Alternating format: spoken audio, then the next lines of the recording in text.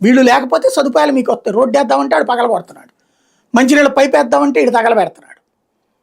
కాబట్టి మీరు ఆలోచించుకోండి అని చెప్పడం వల్ల వచ్చిన చైతన్యం కావచ్చు, విద్యావంతులు పెరగడం వల్ల కావచ్చు, క్రమంగా వచ్చిన చైతన్యం నిదానంగా మావోయిస్టుల్ని ప్రజలకి దూరం చేసింది.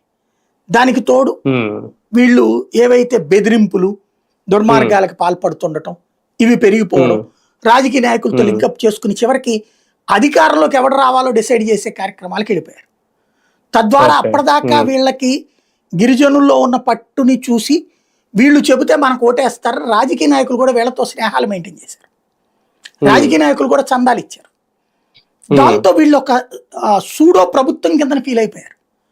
మీకు గుర్తుంటే ఇదివరకు ఉమ్మడి రాష్ట్రంలో ఉన్నప్పుడు 24 గంటలు ఆ గిరిజన ఏరియాలు ఆదిలాబాదు, కరీంనగర్, మహబూబ్ నగర్, ఇక్కడ కూడా మనకు ఉన్నటువంటి ఆ విశాఖపట్నం ఆ ఏరియాలో ఉన్న నాయకులందరూ హైదరాబాద్లోనే ఉంటుండేవాళ్ళు.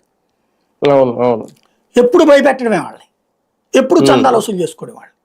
మధ్య మధ్యలో ఒక్కళ్ళని చంపితే మిగతా వాళ్ళు భయపడిపోతారు, ఒక్కళ్ళని చంపితే ఎంత డబ్బులు వచ్చేస్తాయి వాళ్ళకి. ఇట్లాంటి ఇది పెరిగిపోయింది. ఆ తర్వాత వీళ్ళకే ఈ ఆర్థిక పరమైన విభేదాలు వచ్చినాయి, సైద్ధాంతిక విభేదాలు వచ్చినాయి.